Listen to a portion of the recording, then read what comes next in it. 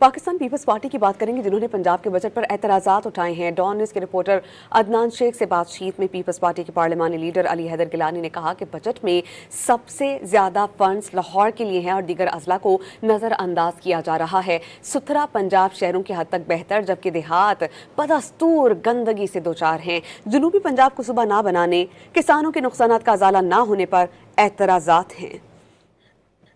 पिछली रवायत को सामने रखते हुए अगर देखा जाए तो जो किसान हैं, जो देहाती इलाकों में रहने वाले लोग हैं, उनकी मुश्किलात में तो बहुत इजाफा हुआ पिछले साल। और जो वादे किए थे पिछले साल बजट में जनूबी पंजाब के लोगों के साथ, उन वादों में से कोई वादा वफा नहीं हो सका।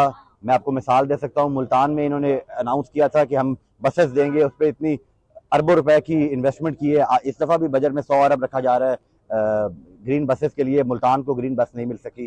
ज़राअत का जो जनाजा ही निकल गया है।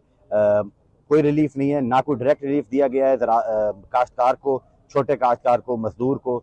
तो मैं समझता हूँ कि ये बजट जो है, वो पिछला बजट जो था वो भी अवाम दुश्मन साबित हुआ। हालांकि हमें बड़ी उम्मीद थी पिछले बजट से।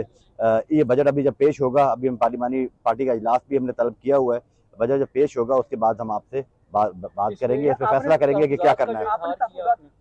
तफाज़ात हमारे ये हैं कि जनूबी पंजाब का एक सूबे के मुतालबा हमने किया था, वो मुतालबा अभी तक वैसे का वैसा है। हमने काश्तकारों के लिए रिलीफ की बात की थी, उस पर कोई पेशरफ नहीं हुई।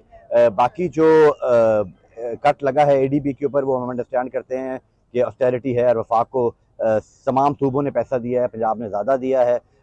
उस हवाले से तो हमें कोई इतना इशू नहीं है। मरियम औरंगजेब साहबा ने मुझे ब्रीफ किया था इसके ऊपर कि एडीपी इस दफ़ा कम बनेगा क्योंकि वफाक के पास पैसे हैं। वो बात हम अंडरस्टैंड करते हैं, लेकिन जो मुलाजमीन हैं, जो काश्तकार हैं, या जो वल्नरेबल क्लास है सोसाइटी की, उसके लिए बजट में कुछ होना चाहिए।